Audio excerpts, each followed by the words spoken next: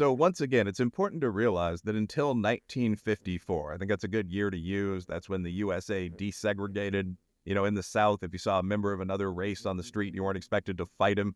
The Geneva Conventions had now been in place for 4 years.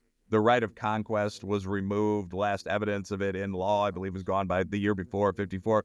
But prior to that point, again, nobody followed the contemporary upper middle class rules of decorum anywhere in the world. And that's the thing to keep in mind with colonialism.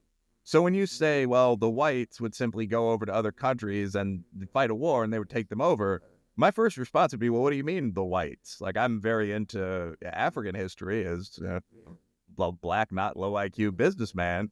And I mean, like the Bantu migration overall, there's a great line in some book, I think it might be The Washing of the Spears, but before the migration of the low medieval iron-using black tribes south, Africa was populated with the Khoi people, the San people, the small forest dwellers, mislabeled pygmies, enclaves of what were known as coastal Caucasians from the Middle East. They go through like 8 or 9 groups. And then they say, after the Zulu and such passed south, it was not. And that was it. That was the entire summer. And it was sort of like, oh, well, 20 million people or whatever died. That was the way of things at the time. Although now we feel with some accuracy that we moved to a better way.